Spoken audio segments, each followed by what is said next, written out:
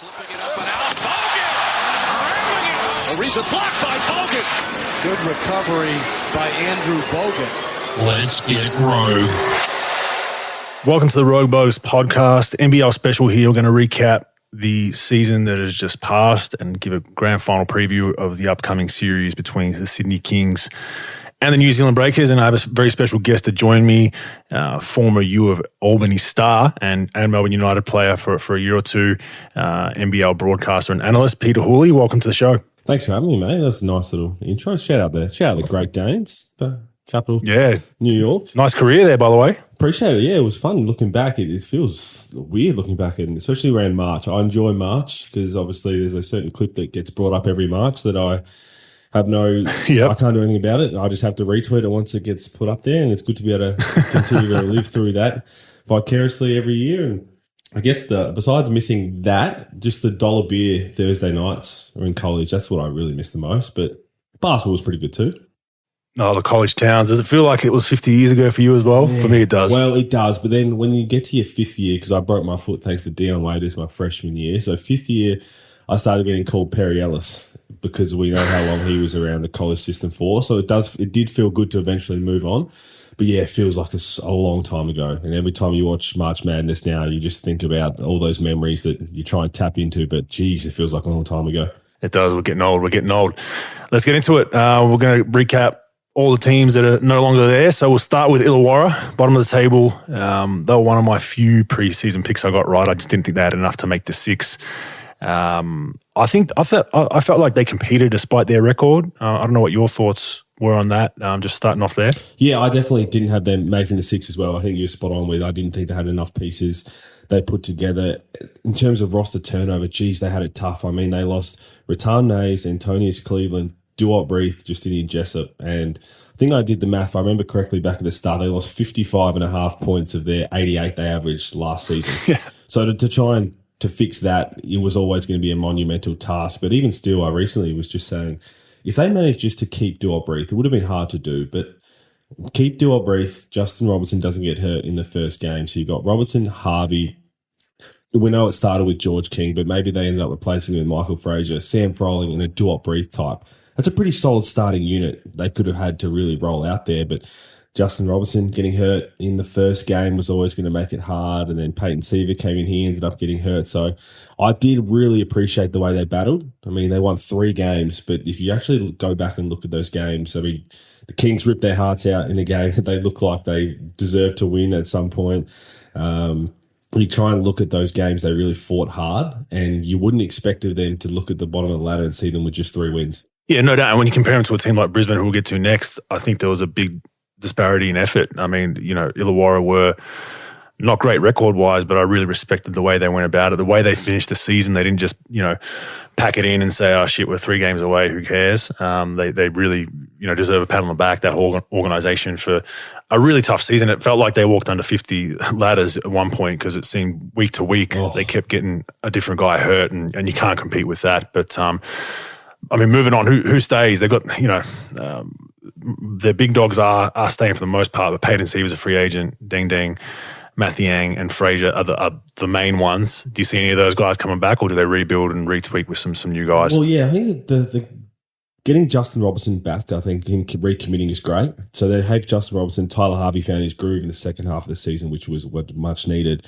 And they've been pretty vocal about wanting that marquee player. And whether that's a Duop Breath type, I think it's hard because, you know better than anyone, getting that big local guy who can really hold down the floor. They've got Sam Froling, but I'm talking about in the center position, someone you can have to really rely on every single night is really hard to find. And if they can go out there and grab one of those, or maybe they go and get an import in that spot, then maybe you have that chat. So if they get the local, they can bring back Michael Frazier. I think they'll try and have a big overhaul besides that, because you just have to. If you win 3 games, you're going to review the season. You're going to review whatever happened. You can make the excuses, as we said, with all the injuries, but you just can't possibly put your fans in the club through another season that could go down that path. And they have 2 good pieces in Harvey and Froling. They've got 2 good pieces to build around. And I think they need to open up the checkbook a bit more. That's probably the one strike you put on the Warriors. They're generally a low budget team. I'd be interested to see where they sit this season, but I'd assume it'd be towards the bottom again. So they, to your point, if they want to go after one of those marquee Aussies. I mean, Nick Kay's just said he's not going to come back. He's going to stay in Japan for a couple of years. Angus Brandt, don't know his availability. A few other names like that. Brock Modem, not a 5, but another marquee guy that you could bring back. You got to open the checkbook, and that's something that Illawarra historically haven't really done, bar the 2 previous years with Brian Gorgon. Yeah, no, you're right. But again, you spot on with, you're just going to have to make that move, aren't you? If the Angus Brandt type, just that one player that you can bring in, you can have that foundation, and then you fill the rest of the pieces around the Tyler Harvey and Sam Froling. It's a really good starting point. I mean, Justin Robertson locked in. We didn't get to see him, but from all reports that we saw him in the Blitz, he's going to have a really good impact. So it's just got to be done. And they couldn't keep Antonius Cleveland. They couldn't keep Xavier Rattan-Mays, and they came out and spoke about what happened in that offseason. But it's a very, very important offseason, you'd think, for Illawarra. Do you think they stay in Illawarra long term?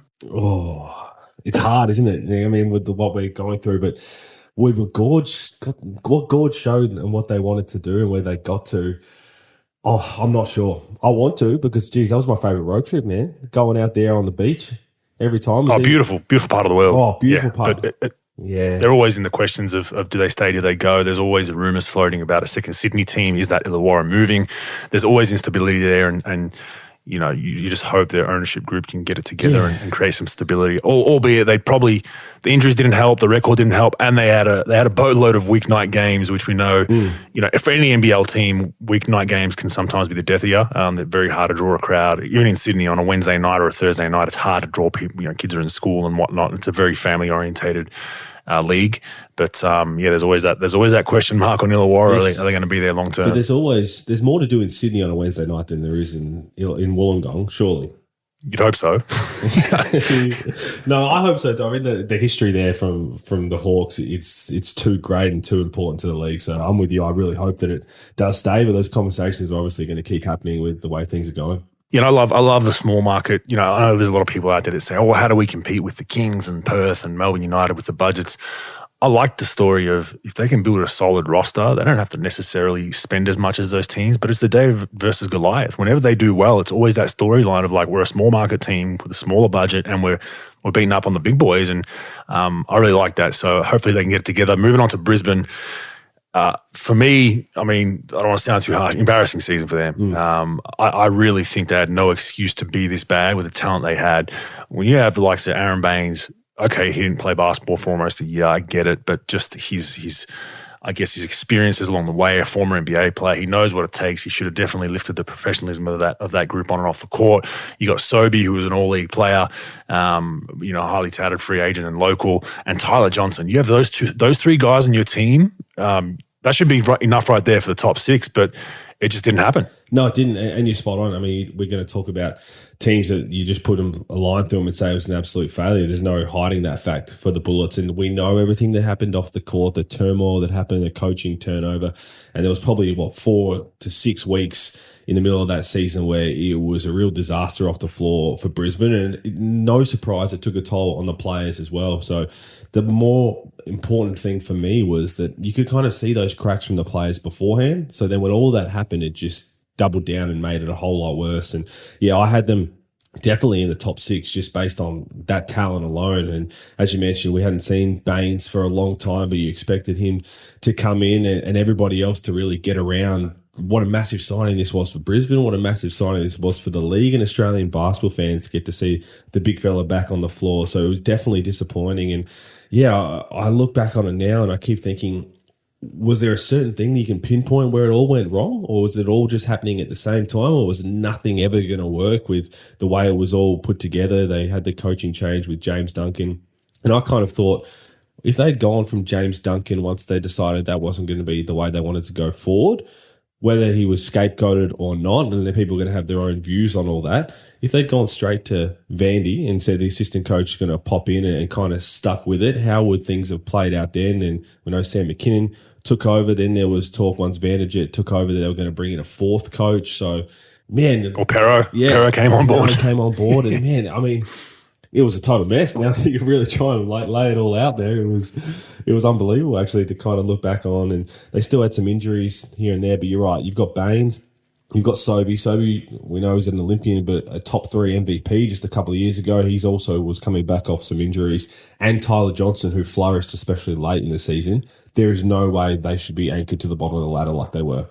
Yeah, just touching on James Duncan, he was a former assistant with the Kings, so maybe a little bias on my end, but he was hired as the rebuild coach. He was hired to, hey, rebuild our guys, get some development. We're not in win now mode. And then within a year of that, they went from we don't have a budget for the big dogs to signing, Tyler Johnson and Aaron Baines, and he's basically like, well, like what are we? Are we now trying to win now? Yeah, we're trying to win now. We just and so his role completely changed as well. So it was, and that's not excusing their performance under him. He will even tell you like we should have been better. But what you mentioned, Baines and Sobey, I had a conversation with him after he got moved on, and he was like, "Man, these two guys hadn't played, hadn't played consistent basketball for Baines a year, and Sobey 6, 7, 8 months, like consistent basketball. And I'm trying to glue all this together and manage minutes, and so he had a pretty tough task. But yeah, when you factor that in with the instability in ownership, which continues to this day. I mean, Sam McKinnon just let go a week ago now. They've hired their guru who's going to be still US based to oversee this thing. I mean, that's just tough for me. You have to be on the ground in this league. Things happen quickly, injury replacements. Hey, we've got a chance to sign this guy. Let me call the US. Oh shit, it's 2 a.m. there. Oh, they'll call me back in 12. You've lost your free agent. Yeah. You've lost someone you need. So I'm still kind of a bit concerned about Brisbane. You probably know Justin Schuller, who they just hired as the head coach, better than me. But, a fresh-faced head coach that's never been there, you got a pretty headstrong locker room.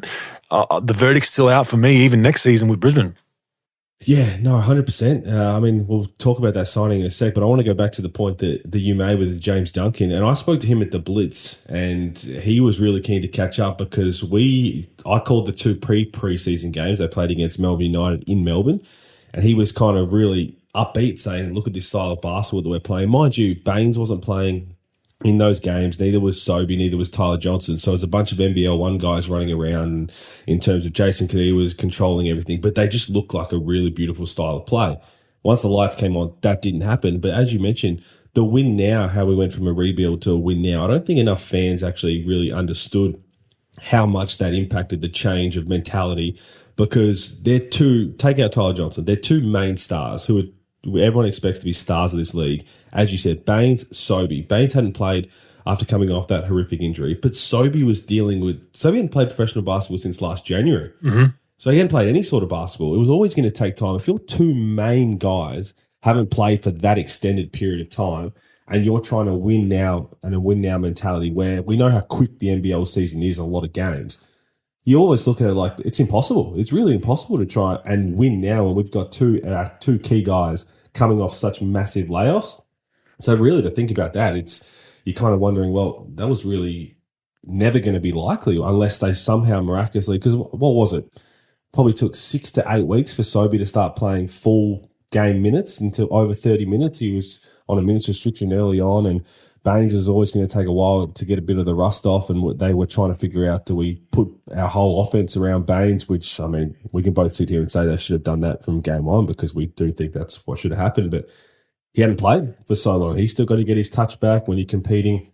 In practice is a lot different to games. So, yeah, it's very interesting. And now Justin Schuller, he was my coach at Kilsyth in NBL 1 a few years ago. To be honest, I didn't even hear anything about that signing. I kind of woke up to a notification that he'd been accepted or took over the head coaching role. I love that D-Mac's on board. I think that's going to be great. But huge. Yeah. Massive. I think didn't think that was the path they were going to go down. Really, as you mentioned, I think that they were maybe going to have to splash some and get one of those big name coaches back to really try and rebuild things. But yeah, it's going to be a very, very interesting offseason for the Bullets.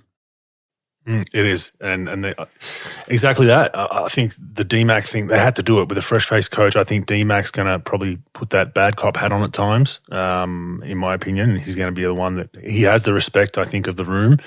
Probably more so than Schuller, unfortunately, at this point. You know, everyone knowing DMAC's history, and I know guys that work with him, love him, and he's directly honest, has a good sense of humor, will make you work. So I think that I heard this, you know, there was a potential for this signing about 2 weeks ago, and I'd also heard that, you know, DMAC coaches at a private school in Melbourne, and he's with United. He's got a lot of things going that they'd have to open the checkbook, and they weren't willing to do that. Well, maybe they have. But I think that's a very, very good signing for him. But yeah, the verdict's out for me. I think, look, Baines, speaking to him, you know, he'll even tell you he had no lift this whole season. Like he He was missing bunny dunks. He couldn't get off the ground. You could tell he was kind of running in mud, and that was because the dude was laying on his back Exactly. he couldn't walk for 2 or 3 months, like at all, out of a bed, right, with the injury that he had. So I feel like if he's a hard worker and he smashes the weight room, if he gets a good off season in, I think he can be the leader that they need. But Baines is a headstrong guy. Sobey's a headstrong guy. There were rumors that they butted heads a little bit, which happens in all teams, all sports with headstrong people. You're going to have it. Can they, get that relationship amicable enough? Not saying it isn't, but get it enough that, hey, we're going to work together and we have our differences of opinions on how things should run or whatever it is. So then other guys kind of fill in with that lead. But it felt like when momentum shifted with a bad start to that season, which you mentioned, 2 injuries to Sobey and Baines, running the rust off, that momentum just kept going downhill, and everyone just kind of was more inclined to go individual and shit at the fan. So no surprises. But they're free agents. Caddy's a free agent. Harrison, Krebs, Digbow, Tyler Johnson, Harry Froling are free agents at the moment. Would you bring any of them back? Well, it's hard. I mean, the first one you're looking at is Harrison, but I thought the big fella Gak in the middle, when he had his opportunity, I thought he was unbelievable. And I was a massive fan. I just those guys who we talk about effort and what the Hawks did, and we were disappointed with the Bullets' effort. I thought when Gak got his opportunity, he shone for the Brisbane Bullets. So that's one I'm looking at. Rumoured to have signed elsewhere, though, or given a promise, apparently. Well, the promise, again, he's shown now to the rest of the league, okay, I'm not going to be a starting big man right now, but you give me that consistent backup minutes and I'm going to deliver for you. I'm going to pull down 5 offensive rebounds a game if that's what I want to do, and I'm going to get dump off dunks. So that's one that I think they really need to try and make sure they keep, because you have him not only to be a backup to Baines, but to learn from Baines in that professionalism every single day in practice is only going to make him better. So, yeah, and in terms of free agents who's not there, I mean, we're going to probably talk about it, but Will McDowell-White's the big room. He's the big name of who wants to put their checkbook open for Will McDowell-White. The Brisbane Bullets rumoured, no surprise to be in that. That's kind of what they need, I think. Put Sobey to that 2 spot where he can handle the ball if he has to bring it up, but really have that star point guard who can do it for a long period of time. I think can only be beneficial, but I think he's going to be asking for a whole lot of money, Will McDowell-White. He is from Brisbane, though. I know. I mean, they missed the boat the first time, didn't they? That's all. But he also is very close with Mody Mayo. I was thinking about this today. He loves Mody Mayo and what he's meant to his career. So, yeah, that maybe the enticement of being home. And as we've said, they opened the checkbook, obviously, for DMAC. And some clubs, if you want to get off the bottom of the ladder, you're going to have to do that at some stage. Even if you're a small market team, big market team, but that's just the lay of the land. And that's how you've got to do it. If you want to win, you've got to be successful. You just have to do it. And that's the one I'd go after if I'm Brisbane. I'd overpay for McDowell-White and had a fantastic season. He's from Brizzy. I mean, do you really want to stay in New Zealand? The sun doesn't come out. You grew up in Brisbane. You saw beautiful sunshine in Queensland every day. I think that'd be one that they should definitely circle. Harry Froling, who knows where he's going to be with the injury that he's at. Hope he gets well with that. Do you think Tyler Johnson's seen again in the NBL? I think he's seen again in the NBL. All the reports and chatting to other people around him, he loved his time in Australia and in the league. I think it kind of took him by surprise what the league was like and the atmosphere and everything. I don't think it'll be in Brisbane. I think if they do get that Will McDowell-White type signing in the point guard spot, you move Sobey to the 2, so that kind of really makes that logjam. I think he's too good to be coming off the bench. I know he did flourish a bit down the stretch. I think another team might look around and say, hang on, we could really use you slotting into our 2-guard spot. I'd love to see him in the league again next year, and hopefully some teams pull their hat out and say, you know what, come join us and maybe lock him in for a couple of years. Yeah, he can definitely be seen elsewhere. I didn't mind him off the bench just because it didn't fit with him and Sobey together. It just didn't work. It was clunky. They're both ball-heavy guys, so I think one of them had to take a back seat. All right, Adelaide, a big spender who fell flat. I'm interested to see their numbers at the end of the season too. I think they were top 3 spend. When I do the quick math on the guys they brought in, you mentioned Cleveland. We were after Cleveland, the Sydney Kings last season, and then once we found out Adelaide's offer, we were like, oh, good luck. Like we can't pay that. And then obviously Franks, the whole Randall experiment didn't work out. Ian Clark definitely wasn't cheap because he had all the leverage. Daniel Johnson's a legacy player for him. Kai Soto, okay, next star, so it doesn't really cost you much in your cap. But they spent big, and they paid big for 2 of the big name imports from that previous season, 2 big names. Mitch McCarron, I mean, you probably know him better than I. He's, we had initial talks with him leading into him signing with Adelaide and said, "Ooh, a bit high for us." So doing the quick math, they're up there in the league, and I felt like they tried to buy a championship, but without sounding too harsh, you can't buy culture. And they started off on the back foot with Randall and that whole experiment, and it looked like he was a problem, but not the whole problem. It looked like everyone felt like, okay, they got rid of Randall, everything's fixed now. There was still some issues there. You could tell with body language and some stuff even later on in the season. Just squandered a bunch of games throughout the year that they shouldn't have. The Cairns game probably is a big one with it up 18, 20 points and just squander that, even more I think at one point, and squander that lead to lose the game. They win that game and they're in the mix on the last day. They don't have to fight for percentage, right? So very interesting. I mean, how did you see their season?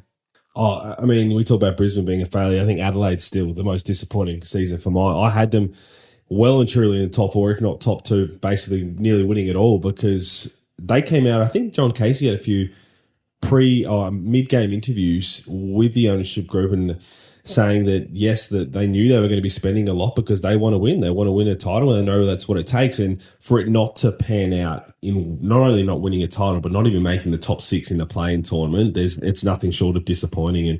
And there's going to be plenty of changes, you would think. And the reason I had them so high is because anytime you bring in a new import to the league, there's an adjustment period where you kind of see, can they get adjusted to the NBL style of play? Can they get adjusted to the physicality or the way that it's officiated? Normally, it takes a bit of time, and normally in that second season, they can really start to flourish and go from there, if not having a breakout first season. But Cleveland was enormous last season. Franks was great until Brisbane kind of hit that wall late in his first year at Brisbane.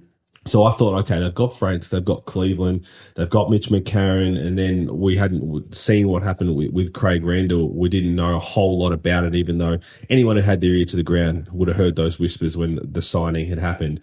But yeah, I still thought, okay, they've got great pieces. But you're right. I mean, the NBL, out of all other leagues around the world, and probably EuroLeague's another, where culture is just so important. And that's why I'm not surprised they went over there and beat an NBA team, because all you have to do is go out there and shoot. They don't have to lock in on defense. They don't have to run a whole lot. They got hot, taking nothing away from what is going to be a historic moment. It was awesome to see. And going back to watch the highlights the other day, as I was writing a piece on Adelaide, and I thought these highlights are going to live on because it was just so fun to watch. And that's just what they kind of banked, I think, the season. Or after that, they thought, we're going to come back and we're going to do that. We're going to catch fire. We're going to win a lot of games. And offensively, they had their struggles still, but they still had enough points to win. But defensively, I'm not sure I've ever seen a team collectively not buy in consistently enough on the defensive end and end up failing the way that they did. And the NBL, especially in its recent history, in the last 4 or 5 years, if you're not a top 3 defensive team, you're not going to win a title. That's just the way it is. The NBL is so defensively orientated.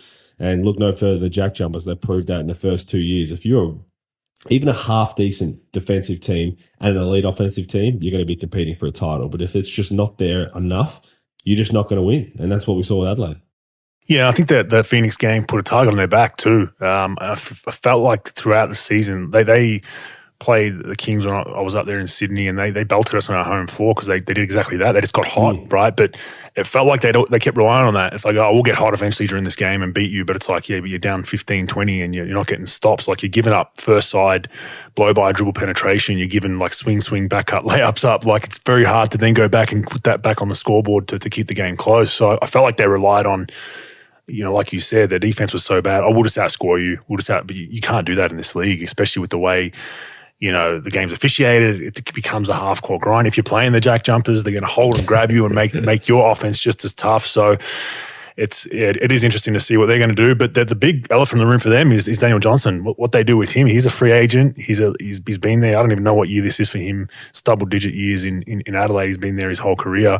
But it really looked, when they got that scoring in the 1, 2, 3 spot, even the 4 spot with Franks, I thought Daniel Johnson wasn't a good fit. He's not great at the 5 spot defensively. He's better at the 4, even though he's slow-footed. He's probably better accustomed to it because he's not a rim protector. He's not physical, but he's a bucket at the other end and causes a mismatch. But I didn't feel like that could be utilized as much because you've got a bunch of scorers on the wings and Franks, who's a 3-4. So it's like, I like the move of them putting Soto in the starting lineup because it gave you a rim presence, but he was still kind of inexperienced to play that role because he's trying to hey, I don't want to just be a defensive rebounding big man. I've got bigger aspirations than that. I want to show you I can get in my bag. So he was becoming frustrated. Then you had DJ mad coming off the bench. So it all kind of imploded on him. But the elephant in the room by everyone in the NBL world is, does DJ finish his career in Adelaide? I don't think he does. And it's just, I lived with Daniel Johnson in 2009 when I was training with the 36ers, so I know him very well. And just everything that he went through, you're right, in terms of the fit, he's been a mainstay in Adelaide for so long. He's had an unbelievably successful personal career with the 36ers. And you're right, he's been a bucket his whole career. He's just, the way he goes about it is so unique compared to any other big man. And I think once that rest of the team got signed, you kind of looked at the roster and you thought, well, okay, we've got Daniel Johnson, who's been an all-time great for our club, but now all of a sudden he's an outlier in terms of we've got this run-and-gun type athletic team. We've got Robert Franks, as you mentioned, Kai Sotto.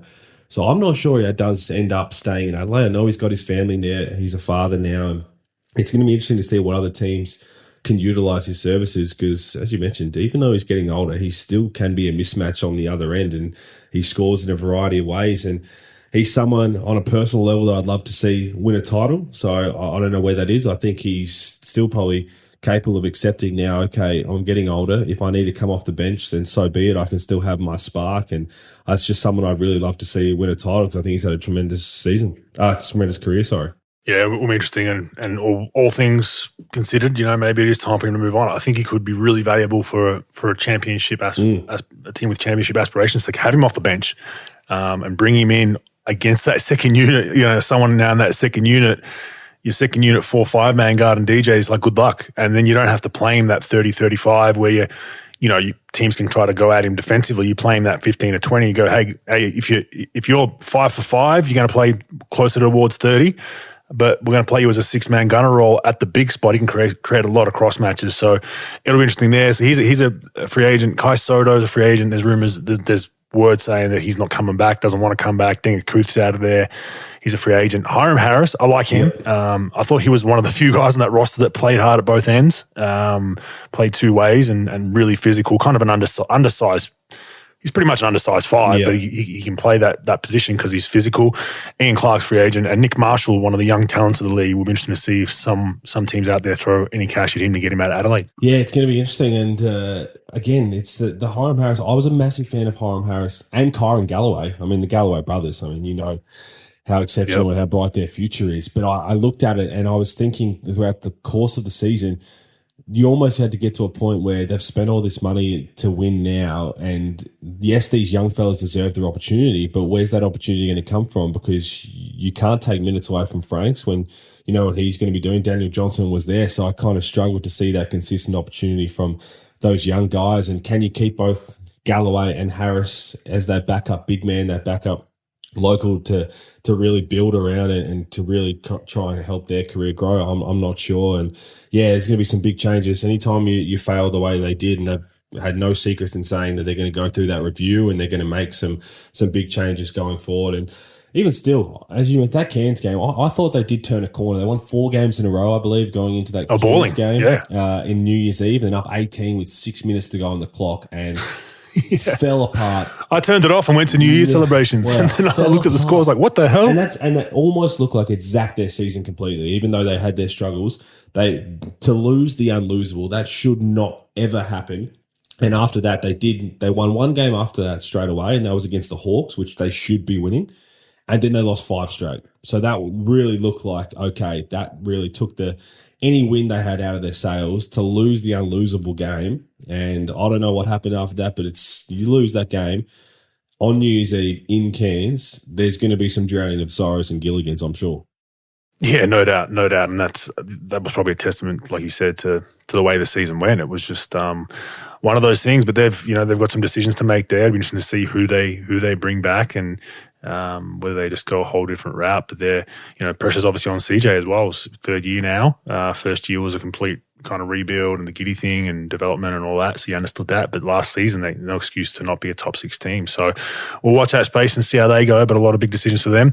Melbourne United, your former basketball club. Sorry about that. Your former basketball club. I love using that joke. It never gets old. But close miss for them. I mean, they were part of that whole playing final day percentage. They needed a lot of things to go right. I thought when they, Rajon Tucker hit that buzzer beater to have them win by 10 or 11, I thought, that's going to be tough for Perth. But, Kings obviously, Walton had a busted up wrist, so we decided to give him the night off and make sure that was right for the following week, and Perth got that win. But look, an aging and injury-riddled roster, probably on a lot of guys on their last legs on this roster. I'm expecting big changes. Elephant in the room for them. Ely with his concussions, I mean, you feel horribly for him. I love him. I would love to get him in the Kings uniform. I'm not going to lie. I hope this isn't tampering, but I love the way he goes about it. Every team needs a guy like that. He just plays his role. His scoring's actually gotten better the last couple of seasons, been more aggressive. I mean, we used to muck him when Will Weaver coached. We used to dare him to shoot threes, and now he's actually a knockdown 3-point shooter. So Huck Porty coming off the Achilles. Chris Golding, last legs, question mark. He's still playing at a high level, but he's getting older. He has had calf and injury issues. You hope he has a healthy season, but he's getting older. I thought the imports ended up being solid. I thought Lee was really good pickup for him, so it'd be good for them to bring him back. I've also heard from the rumour mill this is Vickerman's last season, so I heard that he's doing one more season and then going to Asia from what I hear. So that's the mail I've got. One more year for Vickerman. So then you're like, okay, what do they use this year as? Do they use it as a rebuild to springboard that next phase of the organisation? Or does Vickerman go, look, I want to go all in to win another one?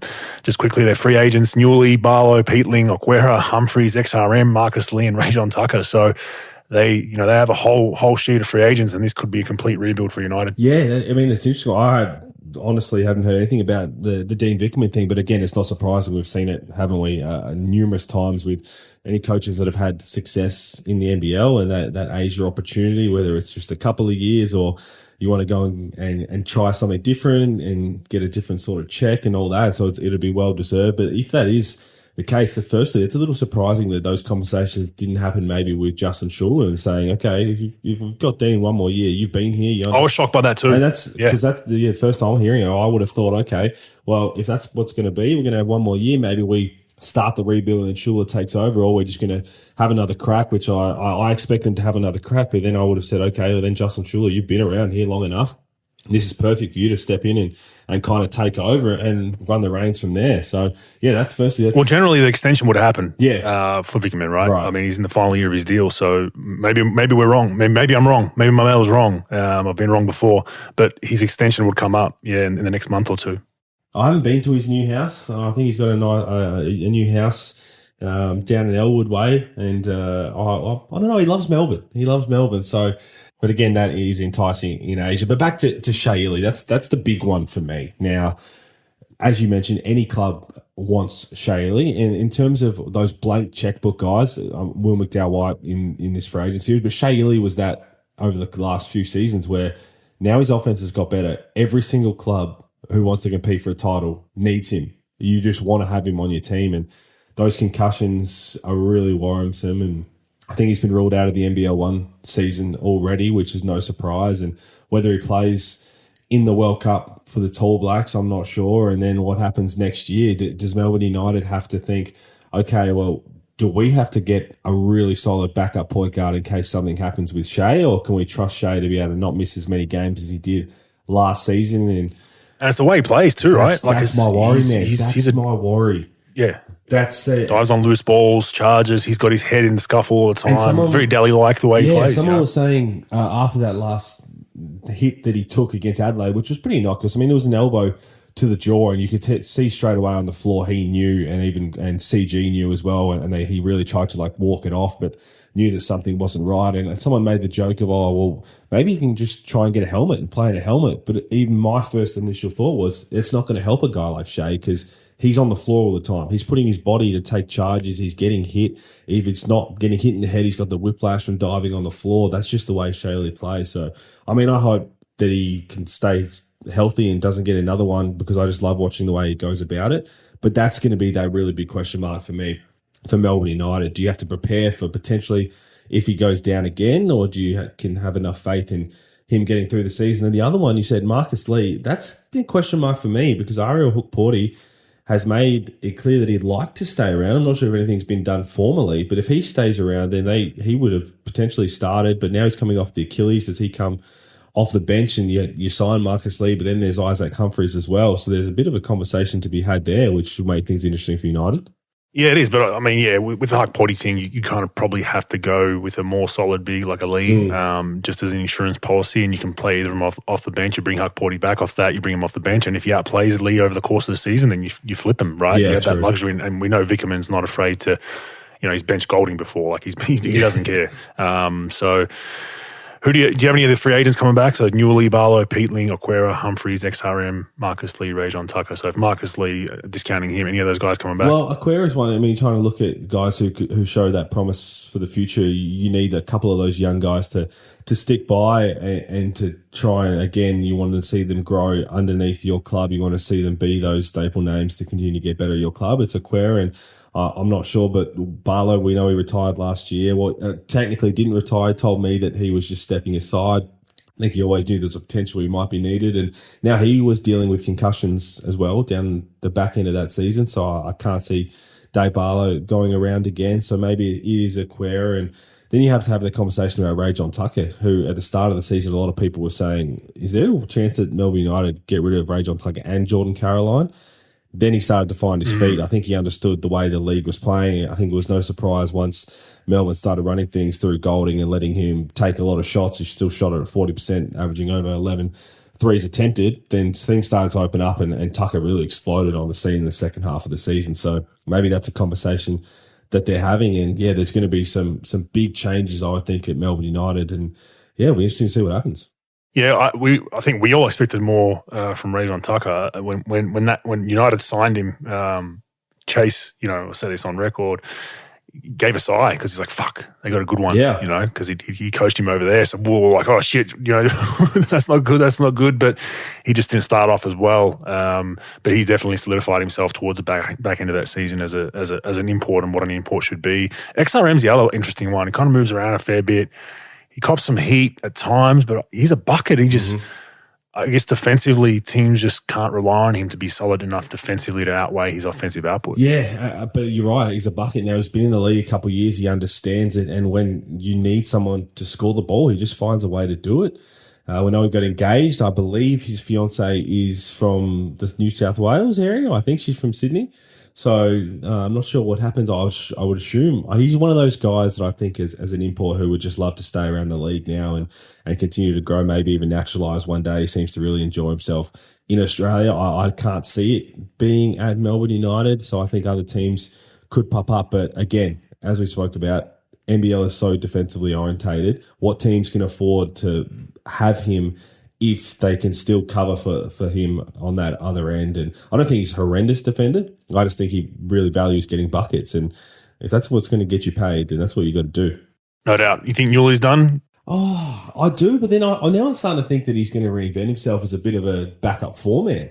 He looked good in the power forward spot that he was playing for a little bit with all the injuries to Melbourne United. Again, what team could see that down the end of the bench? And maybe it's one of those teams that said, look, we can use him as a backup four in certain matchups, but we've got a really young team and we just want that veteran guy to really help out and continue to grow and help with the young guys for one more year. I'm not sure. I can't write off these old fellas anymore. I just don't know. They just seem to find another way to end up on the roster and just provide certain things that younger guys or those younger 30s who are in a similar position can't offer in terms of experience and I guess that different versatility. Yeah, and I spoke to him at the NBL Awards night. He said he's kind of enjoyed playing the four. It's kind of revitalised him a little bit. He creates a mismatch for him because he's still quick enough with his age to go by guys at the four. And let's be honest, there's no real fours in the league. Not many that you're scared of a post up, right? I mean, Mitch Creek maybe if you put an undersized guy on him can go down there and post up a little bit.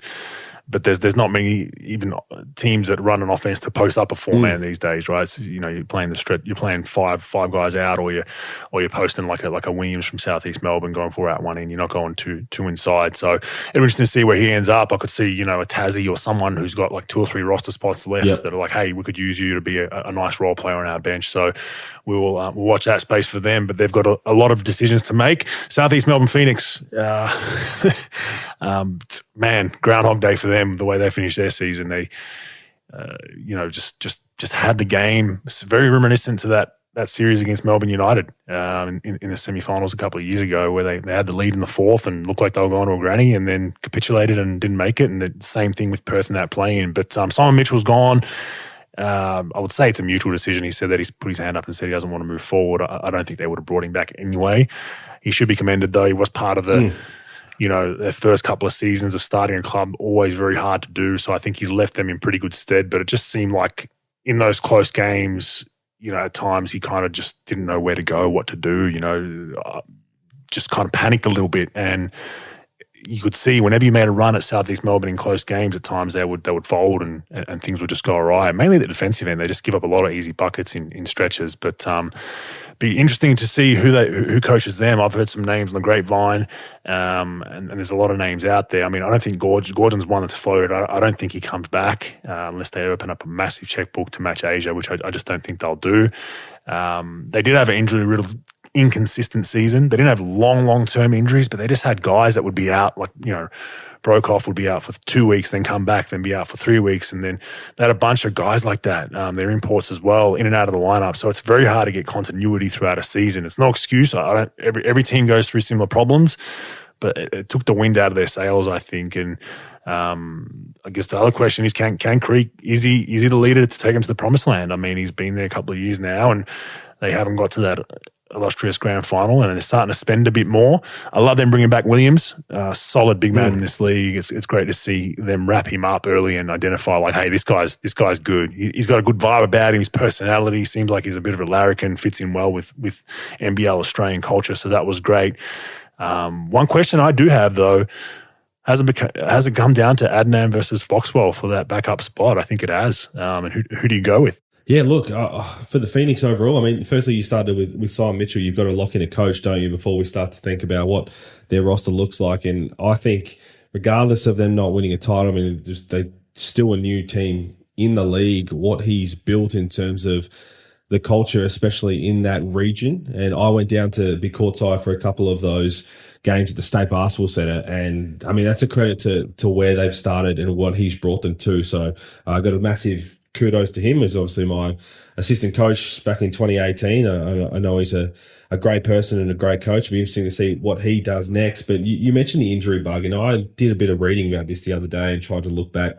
So they played 15 games where their main starting five began the game. And that's not even including the games where Brokoff got injured during the game and sat down, or Gary Brown or Trey Kell. And of those 15, they won 11 of them. So when things were all going well and they're starting five that they paid for, they recruited to try and be great pieces, it looked like they could play well.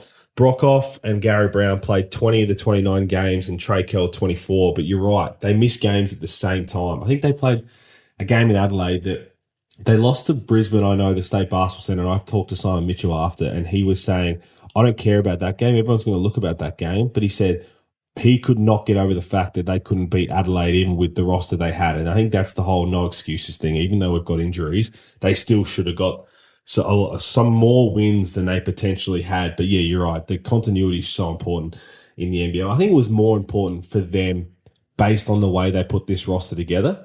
I think the starting five was really strong when they were healthy, but it was so reliant on them all being out there together. Trey Kell looked really good when he had Gary Brown to take the pressure off him scoring the ball, where he could be a really good two-way player. Rowdy, when he was healthy, started to put together some games that we'd known and loved from Rowdy for some time. And then Alan Williams, as you said, I think that's a great re-signing. He's a perfect fit for everything that they do. He's a great person, great for the culture. He has one of the worst game day coffee orders of all time, so I don't know how he's going to survive in Melbourne. Apparently he's not changing it. It's a disgrace.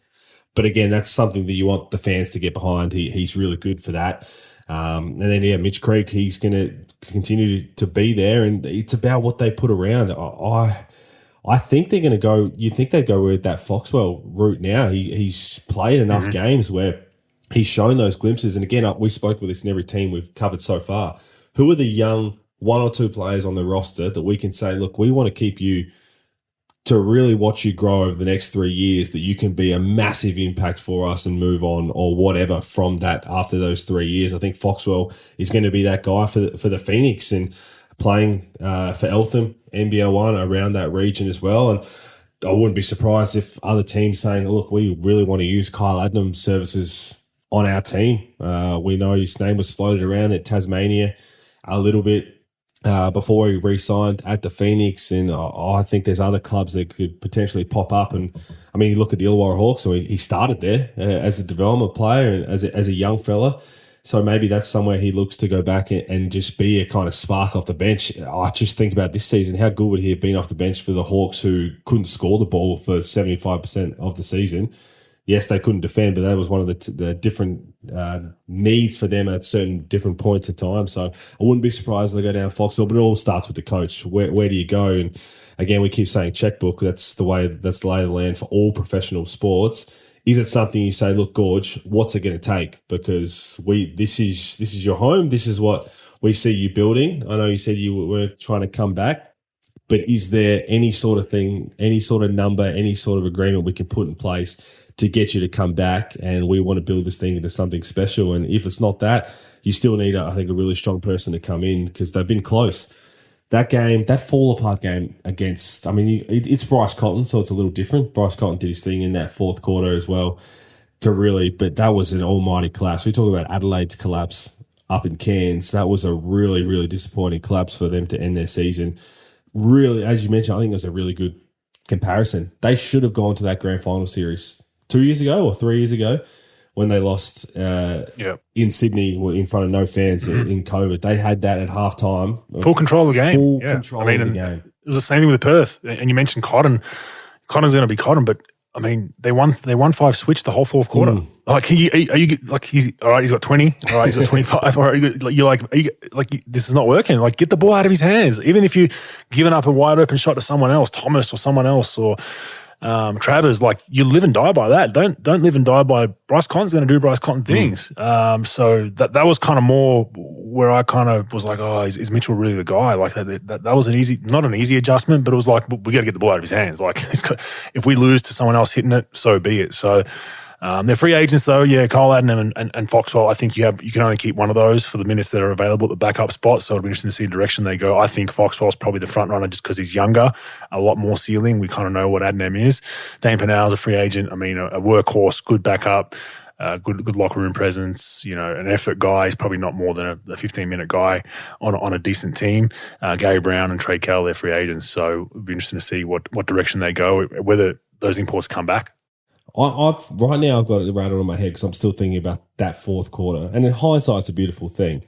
But the Webster brothers were benched in that fourth quarter. This is the first time I've thought that why you wouldn't throw out a little box and one in that last 10 minutes. Who else was going to really score the ball to create enough points to come back the way they did? Again, hindsight's a beautiful thing, and that's probably why I'm not a coach, and that's why I'm sitting here. But they've got some big decisions to make, and again, another one of those changing of the guards, and I think it's a good thing. I think, Simon Mitchell stepping away is going to be good for him. I think there was a lot of pressure continuously put on him, whether warranted or not, to succeed with the teams they had over the last couple of seasons, and now it gives him a chance to have a bit of a fresh start. And I know he's focused with his family and for the Phoenix as well. I think besides winning a title, he can tick off absolutely everything that he wanted to do in the first 4 years of a new club and a new franchise in the league. I think they've done a really good job to get to where they are, but big things are next. So it's not really one that you want to go, okay, we're going to rebuild from the bottom back up. It's you've been close enough now. How do you take that next step? And maybe it is just with a fresh start from the top. Yeah, and he's left them in good hands. I think that's the important point. I don't think they're in a position kind of like United or Brisbane or Illawarra where you got to blow it up. I think they've got good pieces and they just got to make the right decisions around them, which obviously starts with the coach. So I think they're a potential team that didn't do as well. That could be really good next season with the right pieces. All right, Perth, as we said, always a chance with Cotton. I mean, he's one of the best players in the league, one of the best players of all time in the NBL that we've seen, in a long, long time from the import spot. But for me, it was just no defense and rebounding was a glaring thing. They had so much offensive weapons. And we kind of thought that they were a dangerous team to play in a final series just because they can get hot. Like similar to Adelaide, right? Like you're worried because they can fill it up and have a 40-point quarter and then you've lost the game. But over the course of a 3 or 5 game series, you're like, that even if they got through that plane, they just defensively and and they just couldn't get rebounds. Even, they didn't need to get many rebounds because they'll, taking it out of the net a lot of the time. But that was glaring, so they'll address that. That's probably their biggest thing they need to address. They have the horses to score. Manic, I think, got better and better. The question is, does he stay in Australia? Webster brothers, does that work long term? Very talented, but their history hasn't shown that that's worked out great in the past. But you give everyone a second and third chance, and I love them talent wise, but together, who knows? Blanchfield just recently, did real well for the Australian Boomers, albeit it was against games that probably shouldn't have even gone ahead, winning by 40 and 50. But he found his three ball. He found something there. So maybe these games, for the Australian national team these last couple of days, it will help him.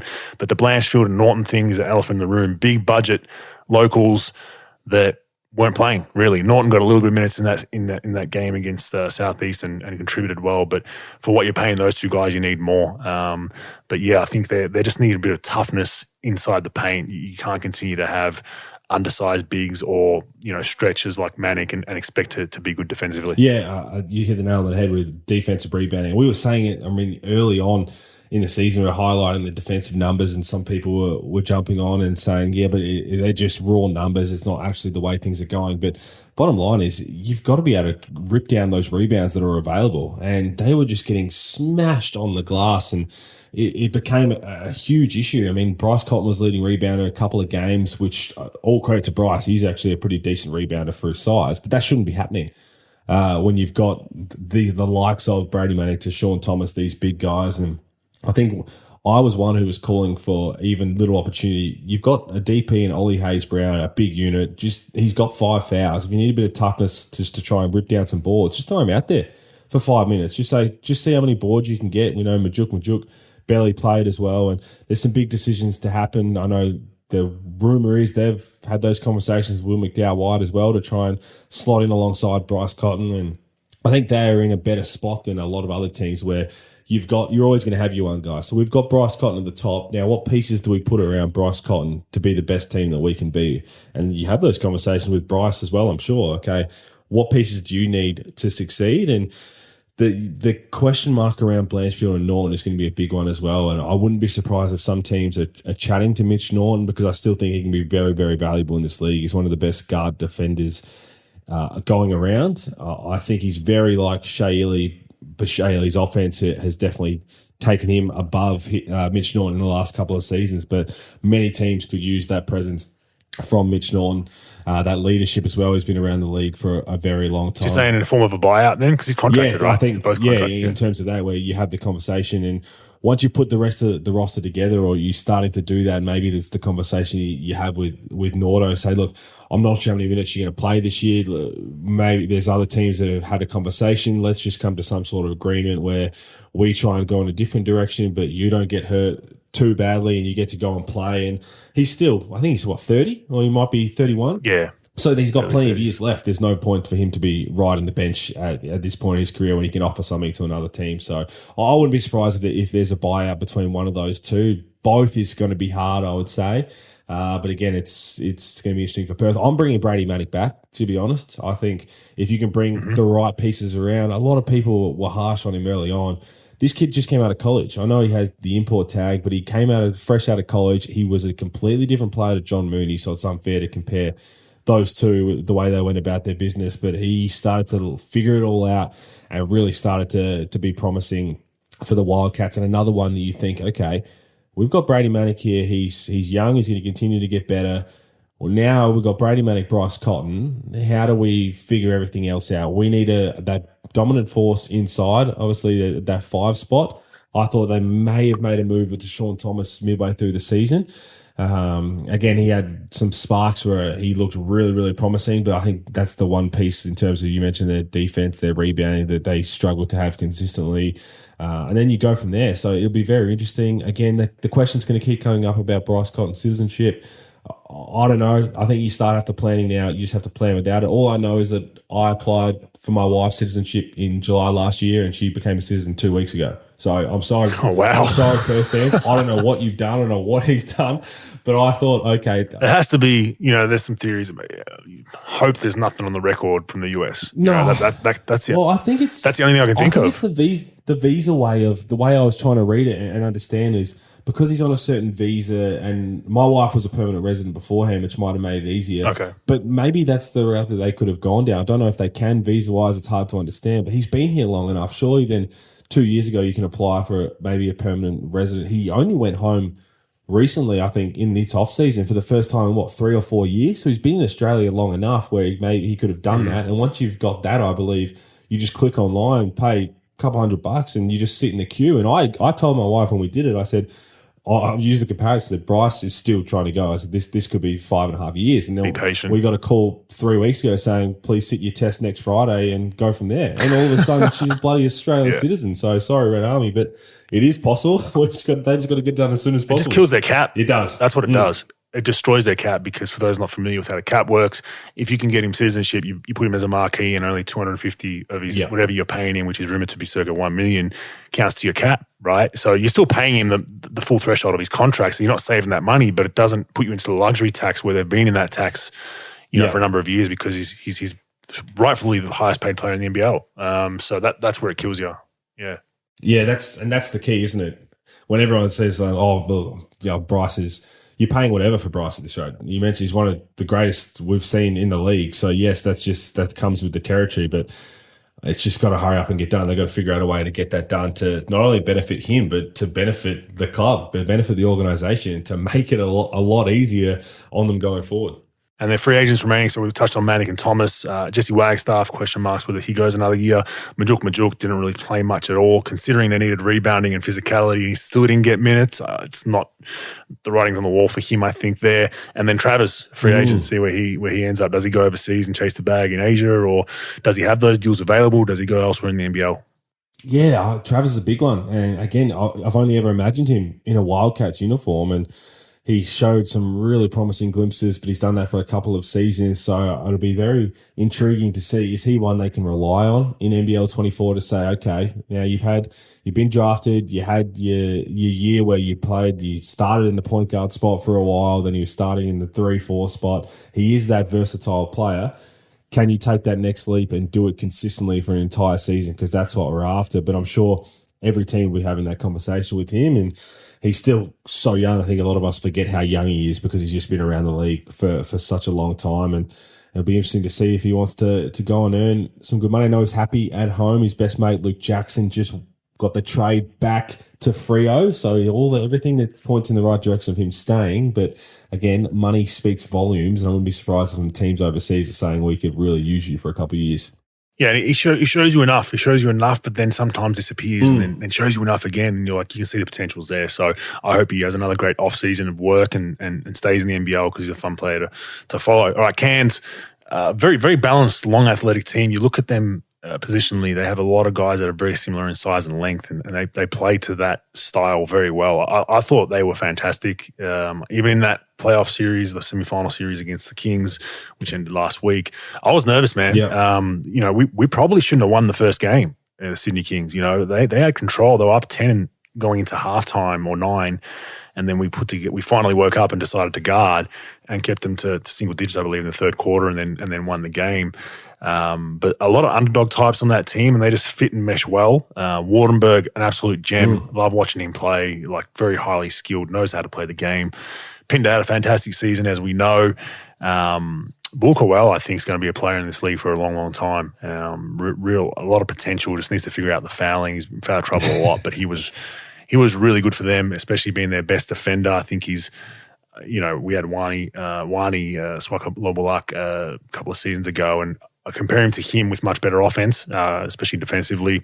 Ben Ayer continues to get better for me. DJ Hogg just continued to get better and better month on month. And I didn't think he was that good defensively. He showed me a little bit. I thought he was kind of, standard import, just let me get my buckets and leave me alone on the defensive end. But, not just shot blocking, but he can compete defensively. But they have a lot of decisions, and being a small market community team, they have a lot of great players that these big clubs are going to start throwing money bags out there. Free agents real quick before you get into it. Pinder, Bull Coel, DJ Hogg, and Shannon Scott. So 4 of their most instrumental guys, I think, on that roster are free agents. They probably could bring back 1, maybe 2, I think, but all 4, no chance.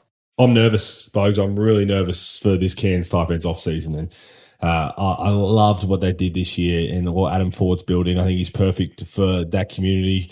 We talk about culture. The culture that he's built in Cairns, the culture that they're going to play with is always going to be different to any other team around the league. That again, a small market team, but that touristy town and the way they bought in, and he kind of went out there and said, look, I'm going to get a group of young guys, give them the confidence to unlock their potential and continue to grow, work through mistakes. And I'm also going to go out and get a bunch of guys who want a second chance. Ben Eyre was one of those guys who wanted a second chance. He found Bull Coel, a diamond in the rough, as in running around at the Knox Raiders, not having a massive NBL 1 South season.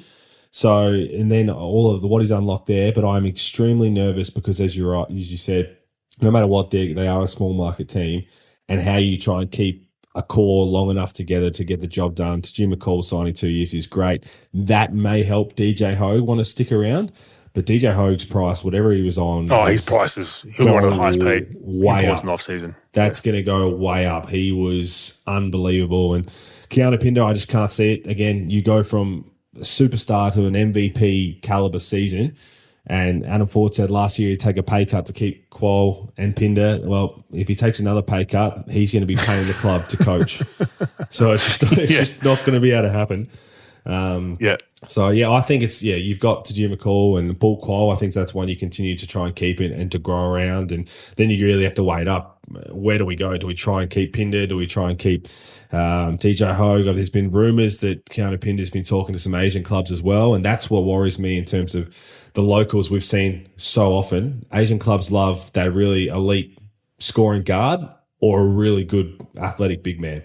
And Droluwala Chul went over there. I think Pinder's one that could be potentially getting paid very nicely from a club and head overseas. But I hope not, because I love his growth in the last 3 seasons. And as I said, I'm a massive fan of what Cairns do. And you're right. I thought they were going to give the Kings trouble. I thought they were going to give you guys trouble over the course of a series, and they did that. And that's kind of what they did in the regular season. They play a similar brand of style as the Kings, where they play fast and they play free and they kind of play with that swagger about them that makes them who they are. And that's what makes the Kings who they are. They know that they're talented enough. They know that they're good enough. They know they're well coached enough to get the job done. And that's the way Cairns do it. It's just a different style, but it is that speed and it's fun to watch. And in the end, it makes for a really fun 3-game semi-final series. And I thought it could have gone either way, and Sydney got the job done. So a huge plus season for Cairns, no doubt. And now the off season comes, and as I said, I'm very worried every time I get a notification popping up from NBL on my phone. I'm worried that it's coming from Cairns, because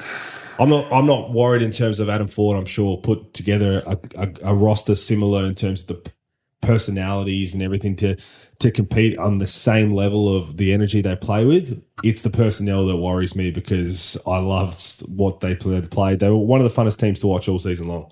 Yeah, they just got after it. They hoisted them up. They got a lot of threes up. We kind of had what went in our favour was that they burnt out late in games. They with the injuries they had, they didn't have enough horses, and Fordy loved to play his guys 30s plus. So we were banking on good runs in those fourth quarters, and it worked out. But even our game 3, the scoreline definitely didn't. The game was much closer than a 15-point game. We got it done at the end of the game, hit some big shots, but up until 5 minutes left in that fourth, I mean, me and Paul Smith were sitting there like, holy shit, like, this is going to be a tight game. It's going to be a nervous game. So, but yeah, credit to Cairns, all the fans there. I went up for game 2. They got a fantastic environment there to play in. Very respectful fans, but also will get after you a little bit within reason. Nothing too derogatory, which I love to see, and it was a great environment. So, good luck to them keeping their big dogs. All right, Tasmania, the last one before we get to our quick grand final preview. Another grinded out season, the Tassie way. I didn't think they'd be good just because I felt like they had less scoring. I felt like they had a little bit more scoring last season, albeit they had some guys that get their own bucket a bit more. But they play so well together. And Roth has them on the same page, like a finely tuned, oiled machine. They don't miss a beat. They ever rarely, you have to beat them. They're not going to beat themselves with turnovers or with bad defensive possessions. Like, you have to go out there and wrestle and fight, and tooth and nail and try to get the win. That's the only way you're going to beat them. But I think Adams, they missed from last season. He was a guy that you could just throw the ball to in a shitty offensive possession, which they have a lot of because they grind it out. They try to run the full 24, so sometimes they get stuck with having really bad possessions. They could just throw it to Adams, and we saw in the United series last season, he can just get you, 6, 7, 8, 9 points in 3 possessions of just bad possessions because he's that talented. But Magnay in a full season since his injury, somewhat full season, I thought he was better. He was getting his legs back as it went and it helped them having a rim presence. But they're tough. They play real well together. Great fan base down there. I didn't think they'd be as good this season. I had them kind of falling out of the 6, unfortunately, just because I couldn't figure out the math with Brisbane probably being in there and Adelaide, who both capitulated. But they overachieved again, in my opinion. But they're in a similar position to Cairns, Pete. They're McVeigh's a free agent, Milton Doyle, Rashard Kelly, Isaac White, Josh Majette, Jared Weeks, Clint Steindl, Matt Kenyon. That's pretty much their whole roster. I think McVeigh's probably the one they have to bring back. It seems like he embraces being in Tassie. And Milton Doyle was fantastic. They're probably the 2 guys you circle straight away. And I think on the rest, if you can get Kelly back for a reasonable price, maybe you do it. But the rest you can kind of, I think, find maybe better options, maybe around about the same price point. Yeah, no doubt. Again, I hate being on record, but it was all season long. I had them written off again this season. I didn't think they'd be able to do it back to back. I thought the emotion of what they went through last season with the fairy tale first year in, get to a grand final series, I thought it wasn't there this year. I thought they'd just come back to reality, but there's no such thing when you've got the culture that Scott Ross created. And you're right, the fans down there, the way they've embraced the community, the Jack Jumpers embraced the community and the community's embraced it back. It's just awesome to see. And you're right, Jack McVeigh really right now has to be basically a Tasmanian Jack Jumper for life, you'd think. That's someone you want. Since the club started, he's continued to get better. But when you think of the Jack Jumpers, I think of obviously Scott Ross, but then I think of Jack McVeigh. He's that kind of personality that buys into exactly the culture they have. So you want to get that done. Milton Doyle, that has to be a no-brainer, doesn't it? You just have to bring back Milton Doyle, all NBL first team, but he was terrific. It's hard to find those guys, as I mentioned, who come in and have such a massive impact in their first year in the league from playing all overseas in different leagues. To him, the way he came in, I think it took him probably 6 games or something to understand, okay, I know this offense is slow, it's methodical, we try and grind it out, but I still need to play the way I play, and it kind of ended up working in their favour down the end of the season. Will Magnay, him playing in the off-season coming up, going overseas, is the best possible thing, not just for him, but for Jack Jumpers as well. So he continued to play, get his legs underneath him, come back, and not miss a beat. I think we saw it over the course of an entire league-wide standpoint. Anyone who'd been playing in the off-season, whether it be NBL 1 or had gone overseas, when they came back to start their regular season, they hadn't missed a beat. They were really playing at a high level. I think that's awesome for Will Magnay. Rashard Kelly's going to be an interesting one, but I also wouldn't go past having the conversation with Josh Majette in terms of having that veteran leadership on and off the floor. He's another one who's really embraced Tasmania. I think his price might go down a little bit if they can bring someone in maybe to have that strong local presence, maybe that type of, okay, he's going to be that backup guard. Who can we have as a starting point guard who can potentially play off the ball? Because all I look back on is that 3-game series against New Zealand. That's the only 3 games that Majette has not played in the entire Jack Jumpers history, and they missed him. They just missed him being on the floor in terms of his leadership. He's a pest on the defensive end. He loves to chat. He loves to get underneath the skin. And I mean, to me, it's what Sean Bruce is for the Kings in terms of you've got a guy who you can rely on, and he's going to come in. He's going to be a pest. He's going to get underneath the skin of the opposition. He's going to come in. He's going to control the point guard spot.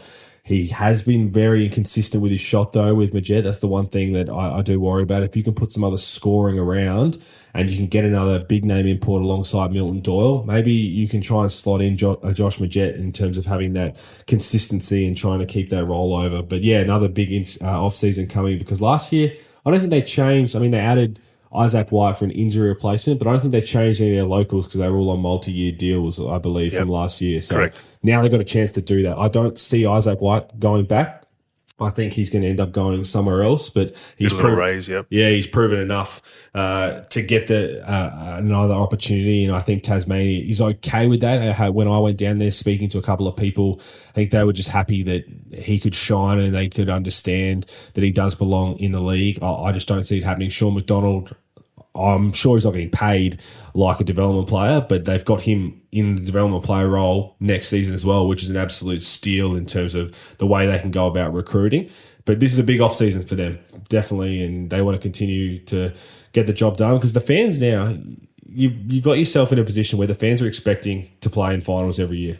They've done it 2 years in a row. Why can't they do it in another year with the culture and the style that Scott Roth's created? And as you said, Tasmania, it's not for everyone. So Jack McVeigh's bought in. Milton Doyle seems to love his time down there. Scott Roth obviously loves his time down there. How do you continue to make sure that no matter what happens, no matter who you bring in, that part of the club never slips? Yeah, agree. And it's, I think even if they have a season or two that aren't as good as this season and last season, I think the fans will still show up. Oh, they're sure. very supportive. And they're very appreciative that someone's actually gone down there, put a pro team down there. We know we have the debate about AFL football and all that kind of stuff. So it goes without saying they've done a fantastic job. Jack Jumpers fans, we know we have the rivalry with Sydney, but good on you all. I think the league and everyone around respects everything that's going on down there. So we'll be interested to see if they can keep that team together. All right, let's get to the grand final preview real quick. New Zealand versus Sydney. I think this has every potential to go 5 games. Yep. I really do. I think that's what I'm nervous about because I'm going to have to jump on a plane for game 4, most likely to New Zealand. So a long-ass flight for me anyway. But, Sydney grinding out a tough series versus Cairns, reminiscent of kind of the series Sydney had against Illawarra last season on the way to the championship. Even though it was 2-0, it was very grindy, tough, back and forth, and it was well prepped us for the grand final. New Zealand coasting in game 1 versus Tasmania. They get a loss in game 2 and then they beat the crap out of them in game 3. They were somewhat threatened in game 3 a little bit, but then when they turned it on, Bobby Brown Jr. was sensational, came in and lit it up. McDowell White, we've spoken about having a fantastic year. I think this series has a potential for a lot of cross matches. There'll be a lot of funky stuff. There'll be small ball lineups to Sydney. Will that take part out of the paint? Basically, are they going to start Pardon on X and try to muck, or if they start him on Suarez brings Pardon out of the paint where he's valuable, right? So there's those cross matches which we think will play a part. Does New Zealand go small to counter? Does Sydney go big?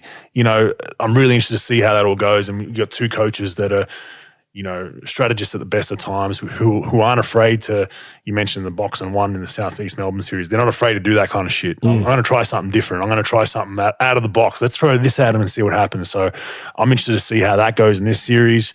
The outliers for me, DJ's in a slump, obviously, shooting slump for the Sydney Kings. That should worry all you say to him. Though. That should worry. All you say to him is, you have a good series and no one remembers your slump. Correct. Like you win a championship again.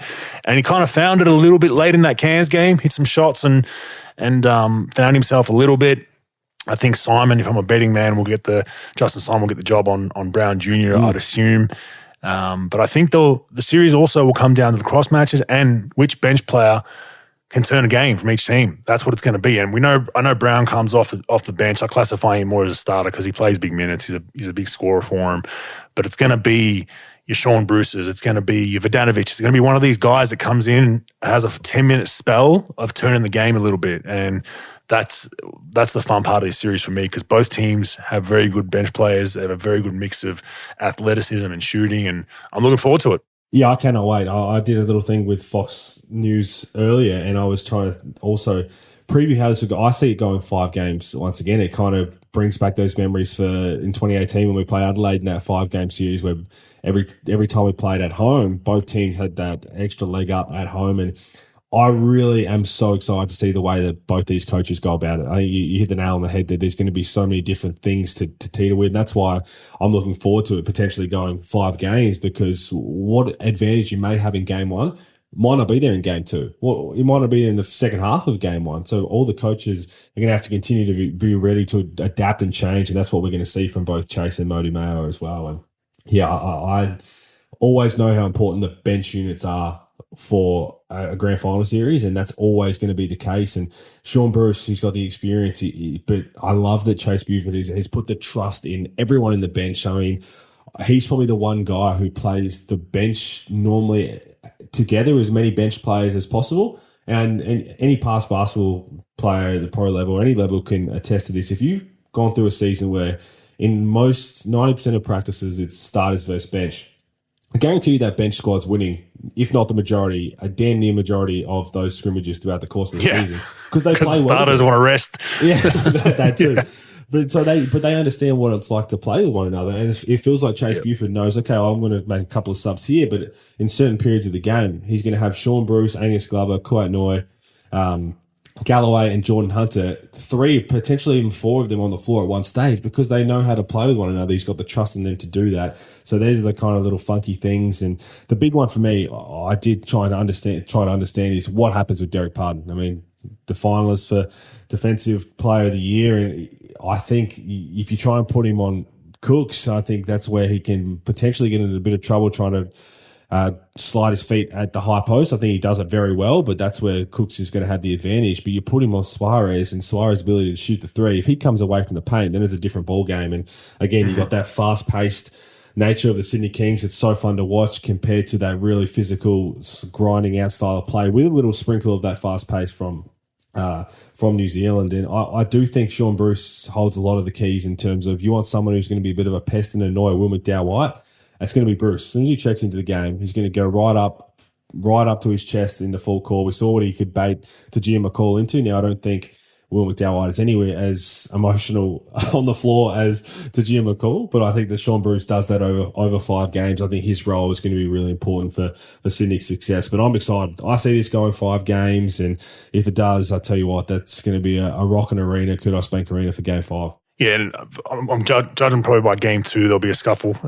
Game 1, everyone's going to feel themselves out, and then it's just going to be a grind. It's going to be, I see New Zealand I see Tasmania as New Zealand light, right? Yeah. So I think New Zealand and Tassie play a similar game. New Zealand's just got more talent and more scoring, but they play very similar, hold and grab and physical, and they're kind of the two opposite teams, which is what you want to see. We don't see it in the NBA as much. NBA now is all whoever makes the most threes wins, 5 out, pick and roll, same old shit, switch 1 through 5. The beauty of international basketball is you still have that old school NBA mentality of like, okay, you got Phil's triangle versus, Pistons that are trying to beat you up, and you got Showtime Lakers versus Boston who are a bit that's gone from the NBA. So that's why I love watching NBL and even EuroLeague, because you got different styles. You got teams that want to post the shit out of you, and you got teams that want to hoist threes. And you're like, oh, which one's going to win? And this is that series.